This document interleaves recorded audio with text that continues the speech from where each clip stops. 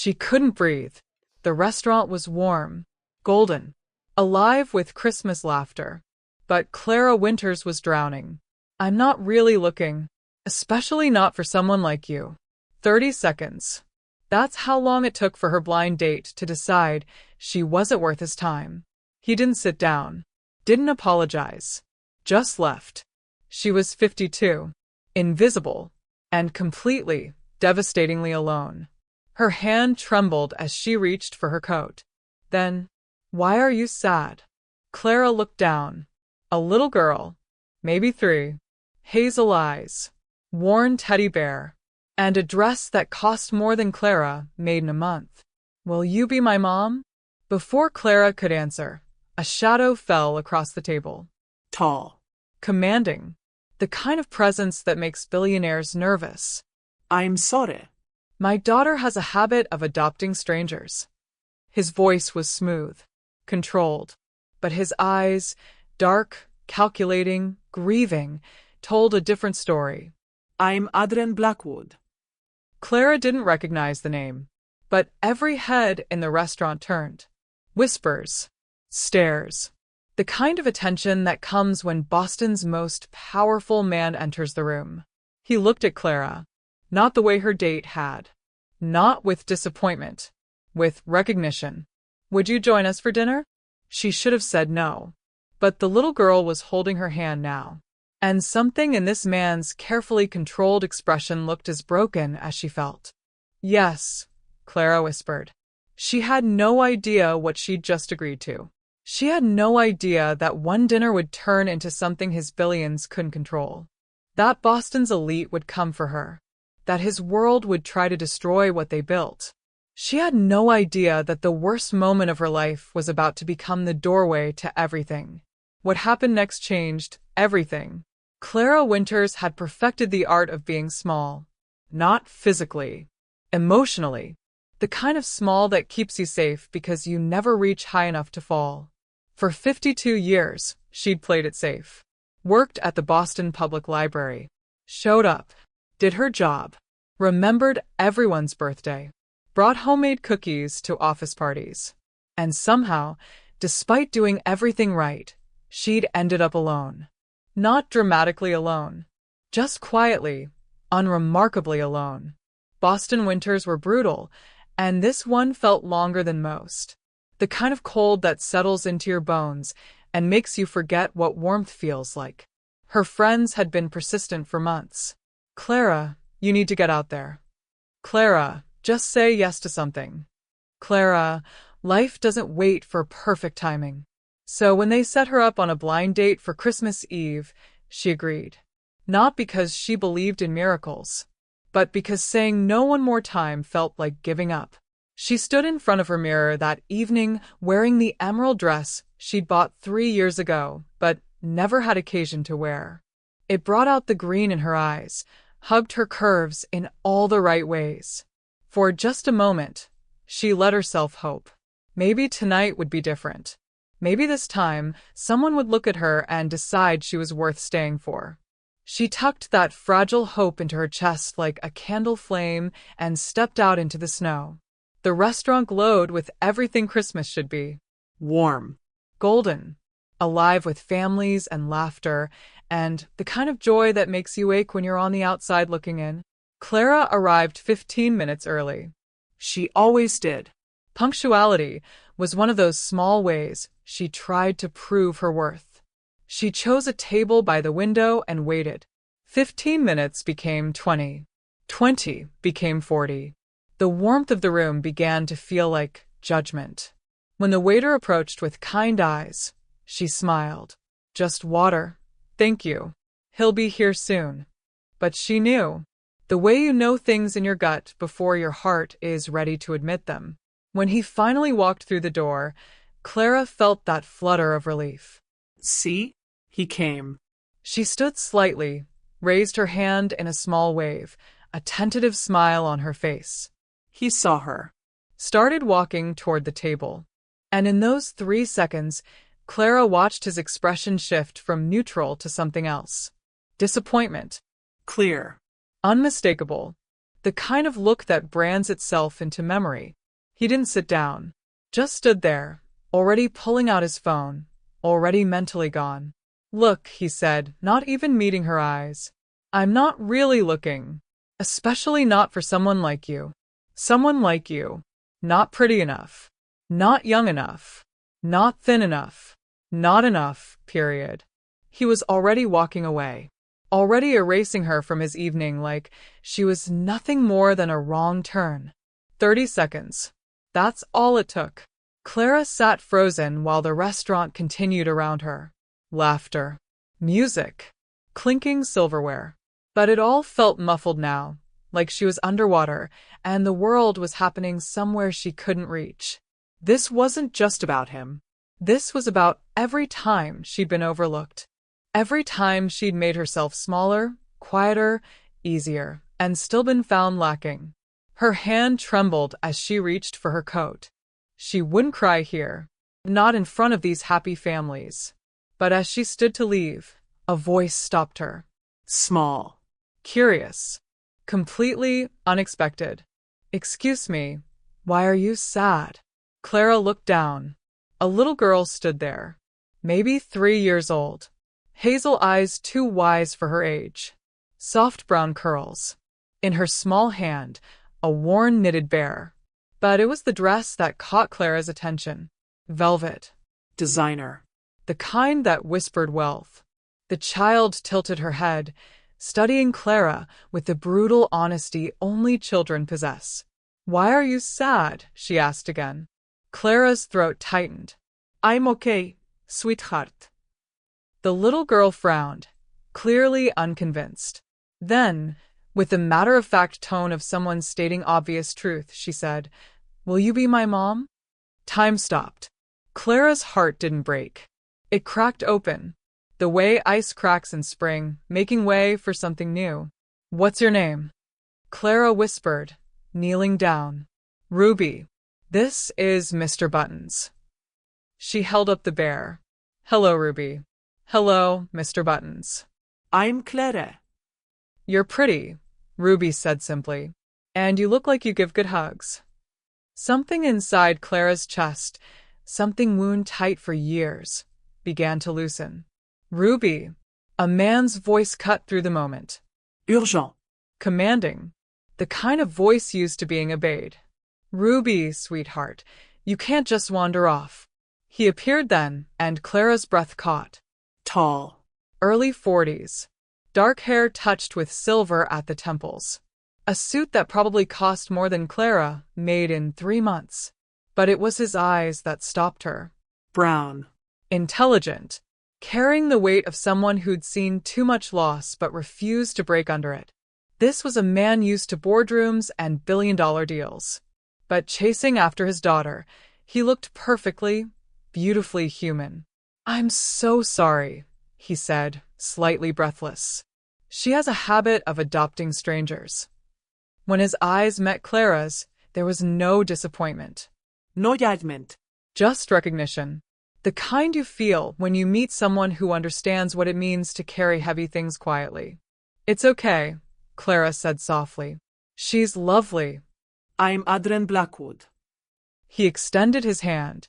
And this is Ruby, my daughter. Apparently, she's decided you need her. Blackwood. The name registered like a thunderclap. Adrian Blackwood, CEO of Blackwood Industries. Real estate empire. Tech investments. Venture capital. The man owned half of Boston's skyline and had been on Forbes' cover 3 times this year alone. She'd seen his face on billboards, in the business section, on the news discussing his latest acquisition. And here she was, in her 3-year-old dress, kneeling on a restaurant floor talking to his daughter.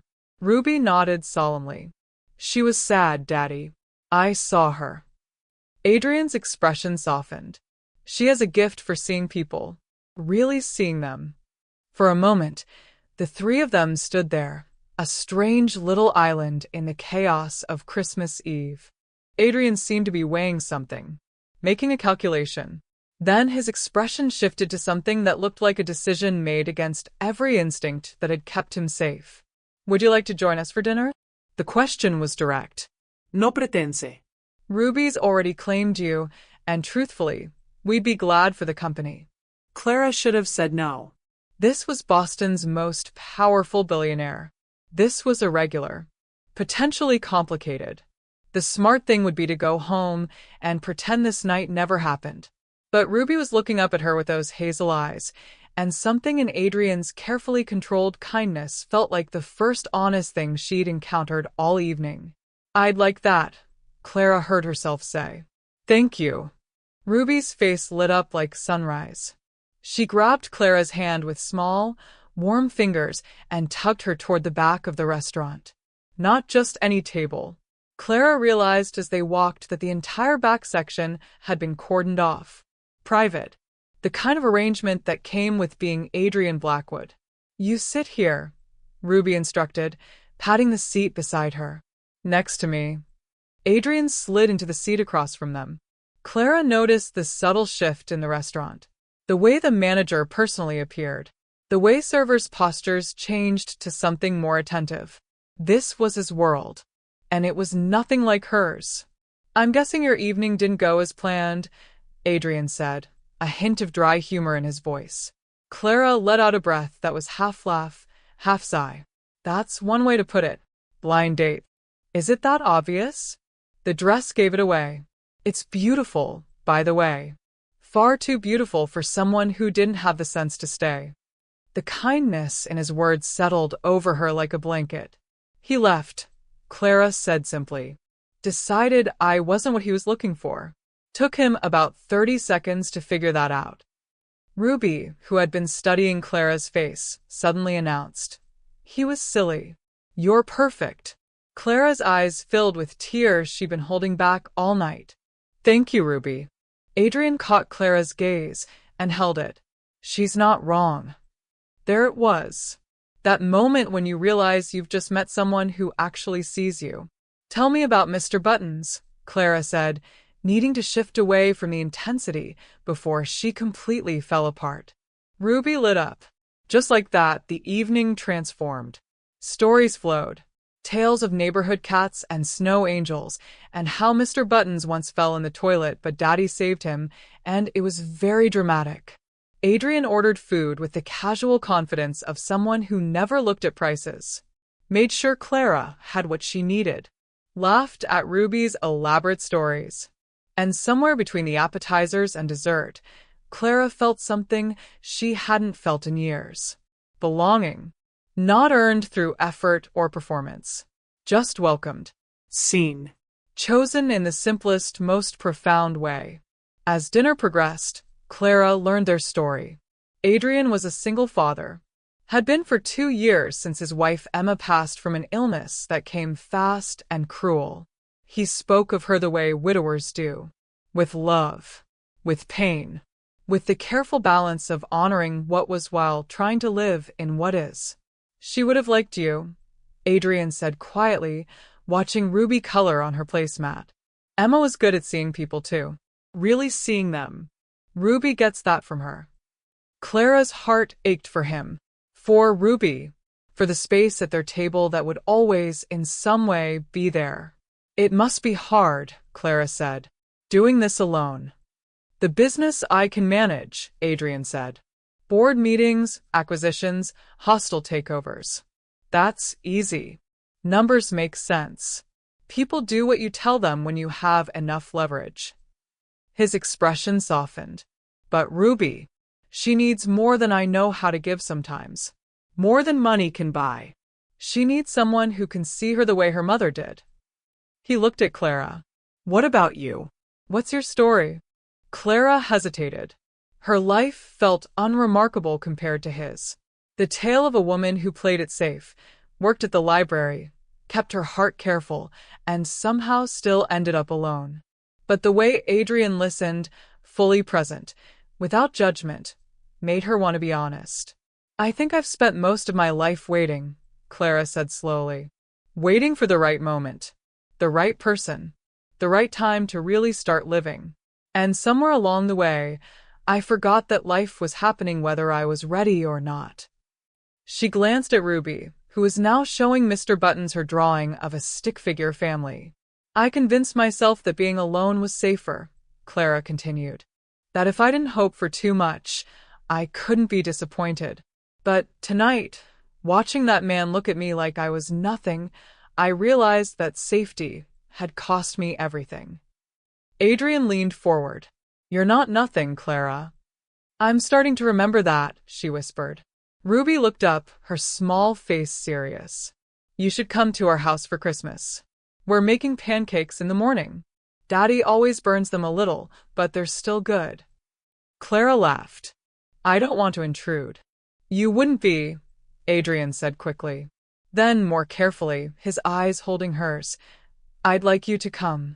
Something in his voice made Clara's pulse quicken. This wasn't just politeness. This was invitation.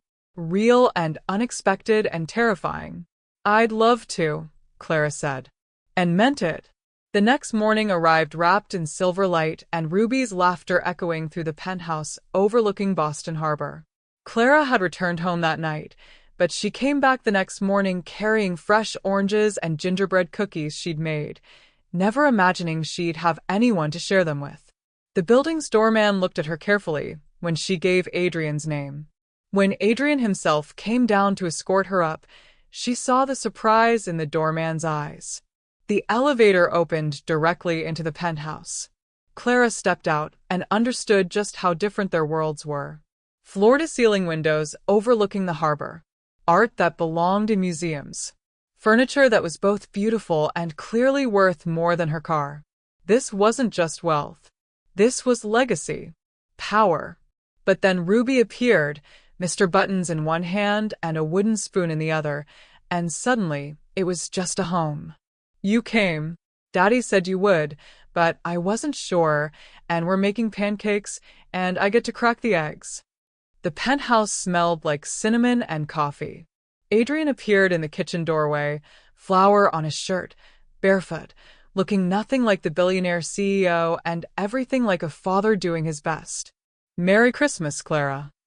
Merry Christmas, she replied, and the words felt true in a way they hadn't in years. The day unfolded in gentle rhythms. Pancakes that were indeed slightly burned, but delicious. Ruby's excitement over each present. Clara noticed that despite the obvious wealth, the gifts were thoughtful rather than extravagant. Books. Art supplies. A new outfit for Mr. Buttons. I don't want her thinking money solves everything, Adrian explained quietly. Emma and I agreed before she died. Ruby should understand the value of things, not just their price. Mid-morning, a woman arrived. Elegant. Poised. Chanel suit. She swept in with the confidence of someone who belonged. Adrian, darling, she said, kissing his cheek. Then her eyes landed on Clara. The temperature in the room dropped 10 degrees. Mother, Adrian said, his voice carefully neutral. This is Clara Winters. Clara, my mother, Victoria Blackwood. Victoria's smile was perfect and empty. How lovely. I didn't realize Adrian was entertaining guests today. The word entertaining carried implications. Clara is Ruby's friend, Adrian said, and Clara heard steel underneath the politeness. Ruby, oblivious, grabbed her grandmother's hand. Grammy, Clara is the best. She's going to be my mom. Silence. Victoria's expression froze. Then she laughed, a crystalline sound with no warmth. Darling, that's not how it works.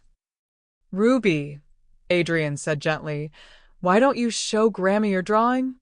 As Ruby pulled her grandmother away, Adrian turned to Clara. I'm sorry. My mother is protective of the family name, the legacy. She thinks I'm not good enough for you, Clara said quietly. She thinks no one is good enough, Adrian corrected. But especially not someone from outside her world. Someone who doesn't understand the expectations, the responsibilities, the scrutiny that comes with the Blackwood name. Clara felt the weight settling over her. This wasn't just about falling for a good man. This was about entering a world where she would always be judged. Maybe she's right, Clara whispered. Adrian's hand found hers. His grip was firm, Certain. She's not. Victoria stayed exactly 37 minutes. Long enough to make her presence felt. Short enough to make a point. As she left, she touched Clara's arm, smile sharp. It was lovely to meet you, dear. I'm sure we'll see each other around. Her tone suggested the opposite. Despite Victoria's ice, Clara came back the next day. And the next. She learned Ruby's routines. The way she liked her toast. The order of her bedtime books. The song she hummed when she was content. She learned Adrian, too. The way he made coffee at dawn, standing at those massive windows watching the city wake. How he took calls at odd hours, the weight of his empire never fully lifting. The way he moved through the world, like someone carrying something precious. And Adrian learned Clara. The way she quietly made spaces better, without being asked. How she listened to Ruby's stories. The sadness that flickered across her face when she thought no one was watching. One evening, after Ruby was asleep, they sat in the living room. Christmas lights casting soft shadows. The city glittering below. You don't have to keep coming back, Adrian said. Clara looked at him, startled. Do you want me to stop? No. He said it fast, firm. God, no. But I don't want you to feel obligated. Ruby gets attached easily. And I know my world is a lot. The money, the attention, my mother's judgment. It's not fair to ask you to deal with that. I don't feel trapped, Clara interrupted. I feel found. The word hung between them, honest and vulnerable. Adrian's eyes held hers. So do I. He moved closer. I haven't felt this way since Emma. Didn't think I could. The business, the responsibilities, keeping Ruby safe from the ugliest parts of public life. It's easier to stay closed off. Controlled. What changed? Clara asked. You did, Adrian said simply. Ruby saw something in you I'd forgotten to look for. Someone real. Someone who doesn't want anything from me except to just be here. I don't fit in your world, Adrian. No, he agreed. You don't. You're better than it. And I'm selfish enough to want you to stay anyway. Clara's heart raced. For how long? As long as you'll have us. The kiss was inevitable. Soft. Careful. Like they were both afraid of breaking something precious. When they pulled apart, Clara's eyes were wet. I'm scared. Of what? Of this. Of you. Of losing myself in a world where I'll always be the outsider. Adrian cupped her face. Then we build our own world. One where belonging isn't about money or status or what my mother thinks. Just us. Ruby. Something real. But fear creeps in, even when things are good. A few weeks later, Ruby looked up at Clara while getting her coat on and asked with complete innocence, Are you my new mommy? Clara froze. Adrian, walking into the room, froze too. Ruby looked between them, confused. Did I say something wrong? No, sweetheart, Clara managed. You didn't say anything wrong. Later, after Ruby was in bed, the conversation they'd been avoiding finally happened. I should have talked to her, Adrian said, pacing. Should have explained. Explained what? Clara asked quietly. That I'm temporary? That this isn't real? That's not what I meant. Then what did you mean, Adrian? Because I need to know if I'm just filling a space until you're ready for someone from your world. Someone appropriate. Adrian stopped. Looked at her like she'd struck him. Someone appropriate? Clara, you're the most real thing that's happened to me in 2 years. Then why did you freeze when she called me her mommy? The question sat between them, necessary and sharp. Adrian sank onto the couch, head in hands. Because I'm terrified. I watched Emma slip away while I threw money at every specialist, every treatment, every possibility. All my wealth, all my power, and I couldn't save her. His voice broke. I don't know if I can survive losing someone again. Especially not you. Especially not when Ruby already loves you this much. Clara sat beside him. I'm scared too. I'm scared I'm not enough. That one day you'll wake up and realize you settled. that your mother was right. Adrian reached for her hands. That man at the restaurant was a fool. His rejection doesn't define your worth. You decide that. Not him. Not my mother. Not anyone. You. What if I'm not ready? What if I mess this up? What if you don't? Adrian countered. What if we're both scared and broken and we choose each other anyway? Clara looked at their joined hands. At this man brave enough to be afraid and still show up. I don't know how to do this, she whispered. Neither do I, Adrian admitted. But I'd like to figure it out. With you. There, in dim light, they made a choice. Not a promise of perfection. Just a decision to try. To stay. To build something real from broken pieces. Clara moved into the penthouse slowly, one drawer at a time. Ruby narrated the process with tiny consultant seriousness. This shelf is for books. Daddy reads at night. Do you read at night? Can you read to me? But moving in meant entering Adrian's world completely. And his world had teeth. The first charity gala approached. The Blackwood Foundation's annual winter fundraiser. Black tie. Boston's elite. You don't have to come, Adrian said, watching Clara stare at the invitation. Your mother will be there, Clara said. Yes. And everyone from your world. People who will wonder what you're doing with someone so ordinary. Adrian crossed to her, turning her to face him. You're not ordinary. You're extraordinary. I want you there. With me. But only if you're ready. Clara thought about the woman she'd been 2 months ago. Sitting alone in a restaurant, feeling invisible. She wasn't that woman anymore. Or maybe she was, but she was becoming someone else too. Someone braver. I'll go, she said. But you might need to teach me which fork to use. Adrian smiled, kissing her forehead. I don't care which fork you use. The night of the gala, Clara stood in front of the mirror, barely recognizing herself. The dress Adrian insisted on buying was midnight blue. Elegant. Perfect. Her hair professionally styled. Makeup flawless. She looked the part, but inside, she still felt like the librarian playing dress-up. You look beautiful, Adrian said from the doorway. He was devastating in his tux. Every inch the powerful CEO. I look expensive, Clara corrected. You look like yourself. Just dressed up. He crossed to her. And I need you to understand something. When we walk in there tonight, people will stare. They'll whisper. They'll judge. But here's what matters. You'll be with me. And I don't give a damn what they think. The gala was everything Clara feared.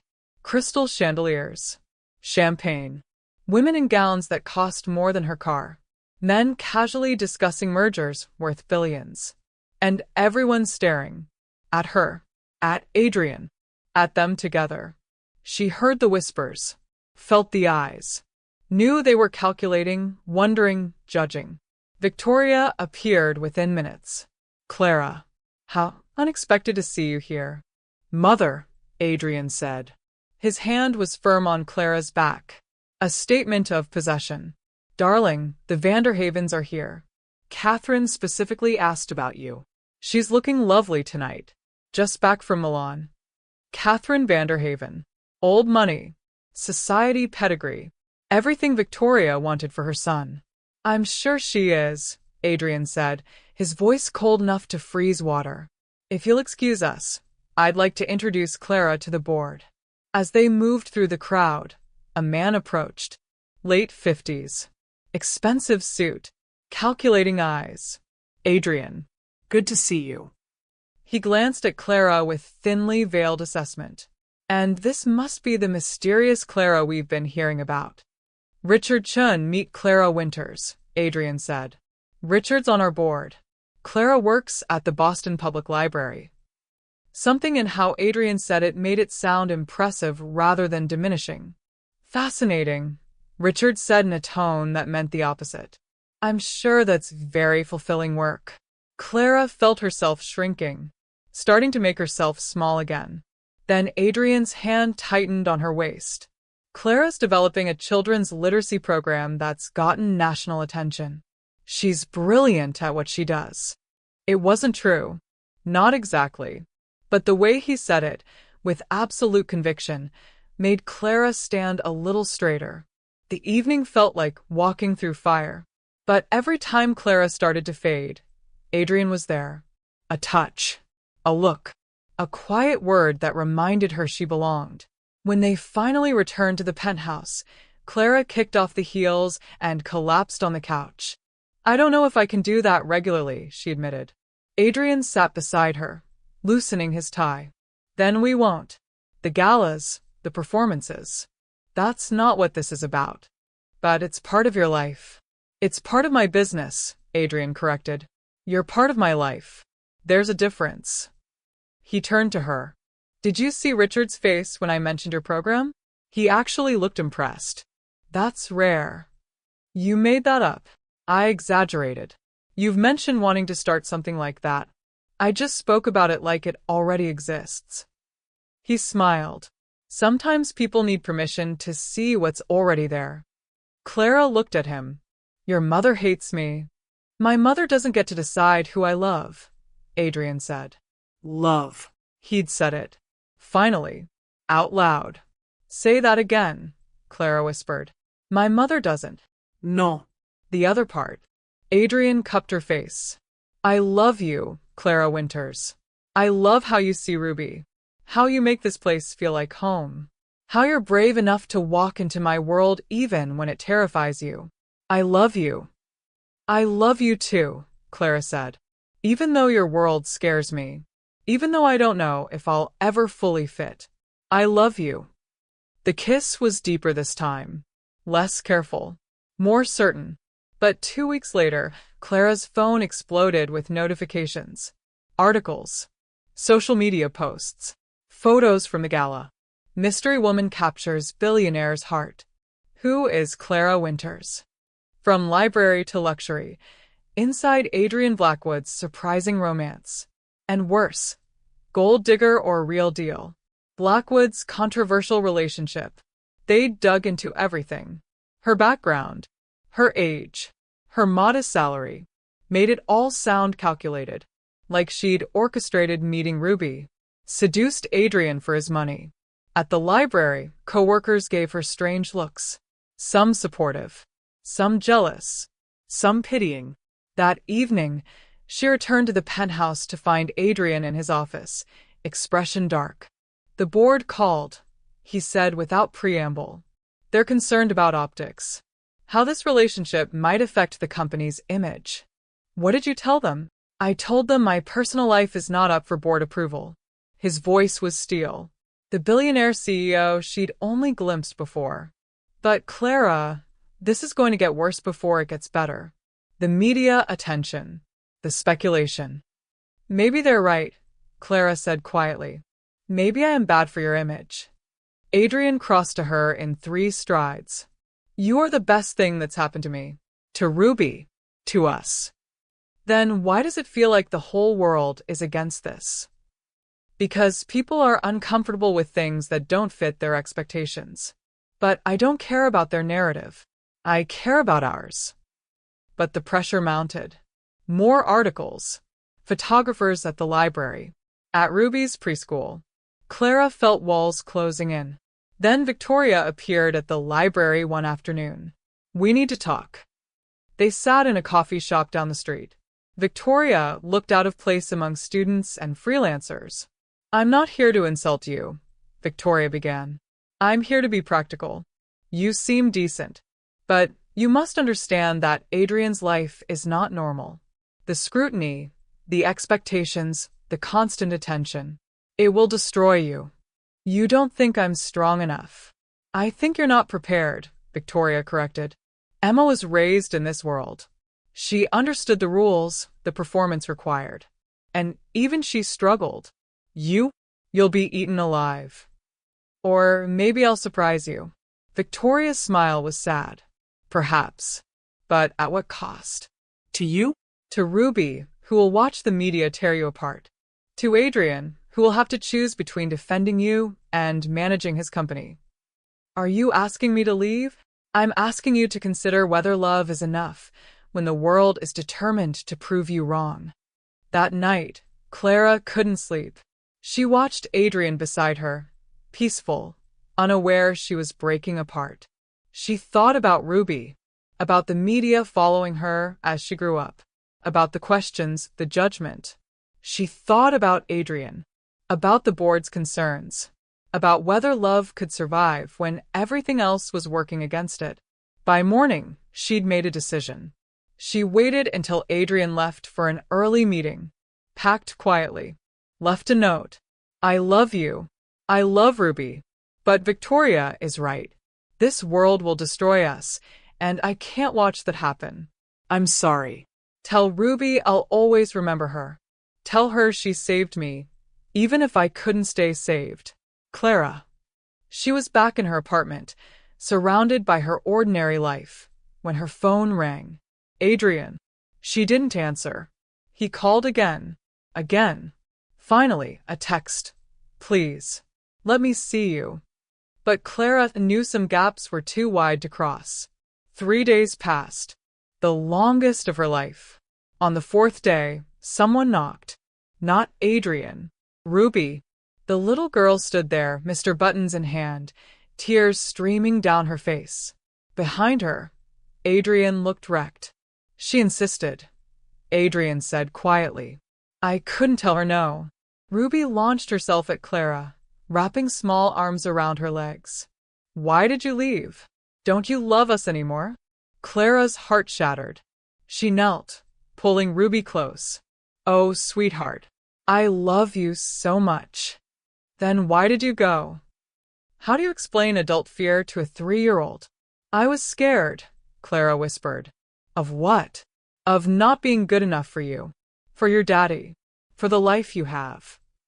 Ruby pulled back, hazel eyes serious. But you're perfect for us. Mommy used to say that love is simple. People make it complicated. But love is just choosing to stay. Clara looked up at Adrian, who had tears in his own eyes. Emma did say that, he confirmed. Right before she died, she made me promise I wouldn't let fear keep me from living.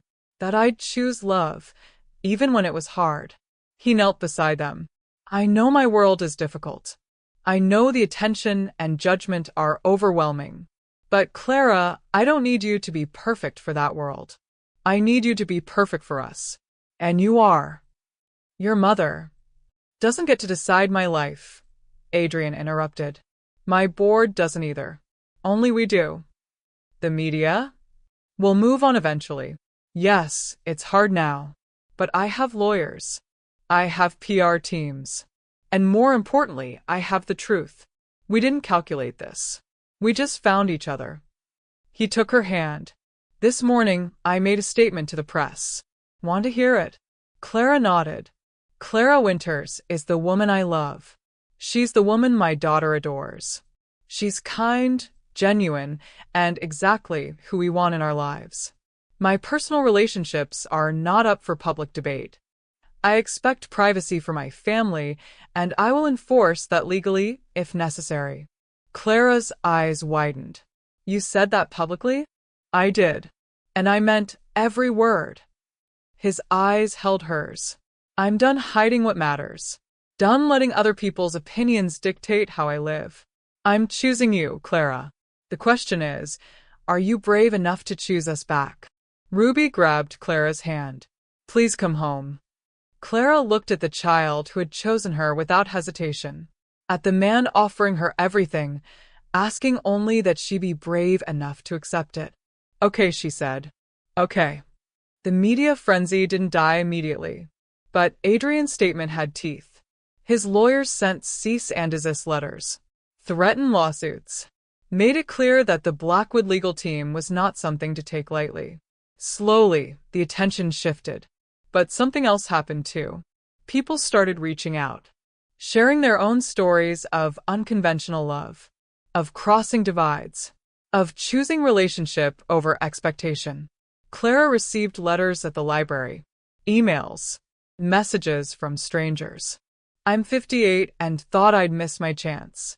Your story gave me hope. My fiancé and I come from different worlds too. Thank you for showing us it can work.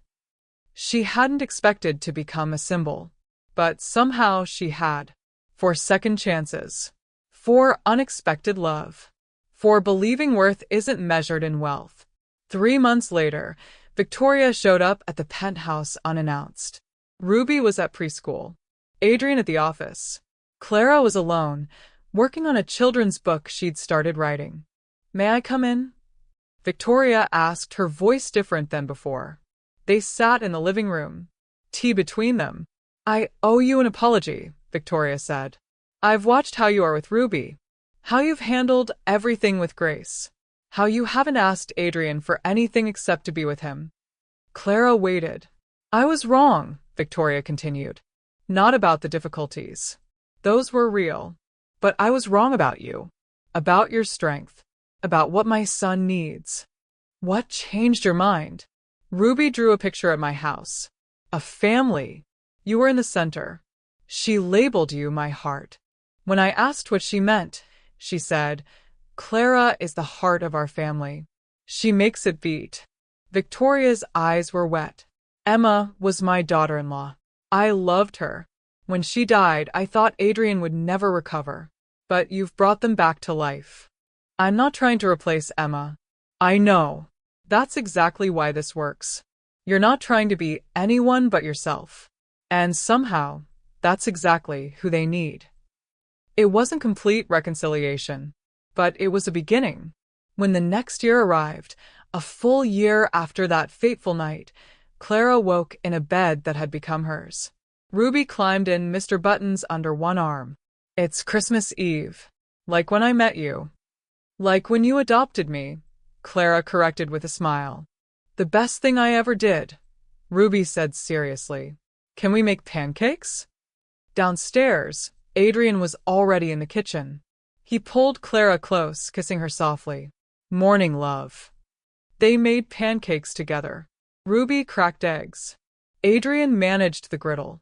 Clara mixed batter and hummed to Christmas music.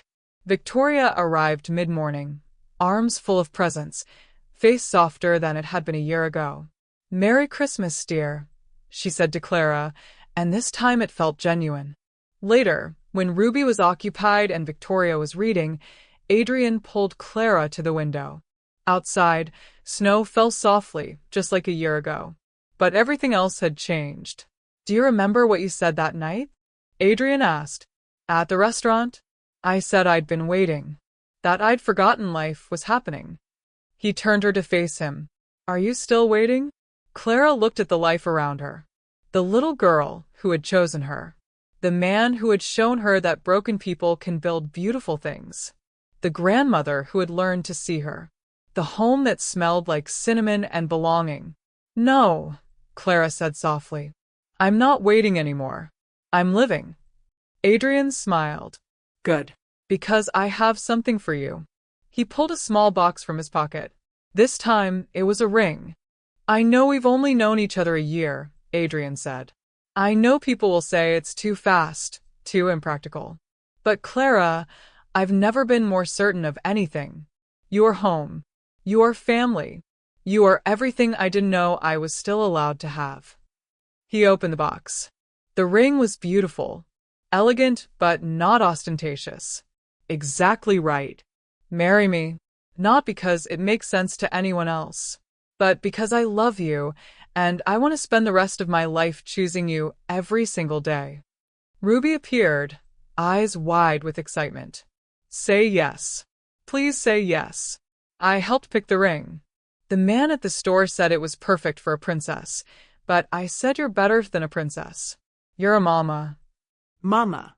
Clara looked at Adrian, at Ruby, at the life they were offering. "Yes," she whispered. Then louder. "Yes." Adrian slipped the ring onto her finger. Ruby cheered. Victoria appeared with champagne, a knowing smile on her face. That evening, after Ruby was asleep, Clara and Adrian sat on the couch, Christmas tree lights casting soft patterns. "What are you thinking?" Adrian asked. Clara considered. A year ago, she'd been in a restaurant believing herself rejected and forgettable. Tonight, she was wrapped in love she'd stopped believing existed. "I'm thinking about that night. When that man walked away, I thought it was the end, but it was actually the beginning. The beginning of what? Of remembering who I am, of letting myself be loved, of choosing courage over safety. She looked at him. Of family. Family, Adrian repeated. Not the one we're born into, but the one we choose. The one that chooses us back, Clara added. Upstairs, Ruby stirred. Nana. Clara's heart caught. It still did, every time. Go, Adrian said gently. She's calling for you. Clara climbed the stairs, entering Ruby's room with its nightlight and crayon-covered walls. She sat on the bed, brushing curls from Ruby's face. I'm here, sweetheart. Ruby's eyes fluttered open. I dreamed you left again. I'm not leaving. I'm right where I belong. Forever. Ruby's small hand found Clara's, fingers brushing the new ring. Forever. Ruby smiled, noticing the ring even half asleep. You said yes. I said yes. Good. I knew you would. Clara sat there longer, holding the hand of the little girl who had seen her when she felt invisible. The child who had asked a simple question and changed everything. She thought about that man in the restaurant who had looked at her and seen nothing worth staying for. And she realized his rejection had been a gift. Because if he had stayed, she wouldn't be here. She wouldn't be home. Sometimes the worst moments of our lives are doorways. We just can't see it until we're on the other side. 6 months later, Clara and Adrian married in a small ceremony overlooking Boston Harbor. Ruby was the flower girl, Mr. Buttons carefully tucked in her basket alongside the petals. Victoria cried. Real tears. Happy ones. The ceremony was simple. The vows honest. I promise to stay, Clara said, voice steady. Even when it's hard. Even when I'm scared. Even when the world tells me I don't belong. I promise to remember I'm enough, exactly as I am. And I promise to love you and Ruby with everything I have. Adrian's vows were equally simple. I promise to see you. Always. To remind you of your worth when you forget. To build a life with you that's ours, not anyone else's. And to make really terrible pancakes every Christmas morning for the rest of our lives. Everyone laughed. Ruby loudest of all. When they were pronounced husband and wife, Ruby cheered and threw petals, and Clara thought about how far she'd come from that restaurant table. At one point during the reception, Clara stood alone at the railing, looking out at the city. Adrian appeared, slipping his arm around her waist. No regrets. None, Clara said. And meant it. Ruby ran up, flower girl dress already stained with cake. Can we dance? All 3 of us. They returned to the dance floor. This little family nobody saw coming. Ruby between them, standing on Adrian's shoes. Clara's hand in his. Hearts full. This was the family that began with a rejection. With a little girl's question. With the courage to stay when leaving felt safer. This was the family that proved love doesn't require perfect timing or perfect circumstances or perfect people. Just people willing to choose each other. Every single day. Clara's story isn't unique. Your worth isn't determined by who walks away.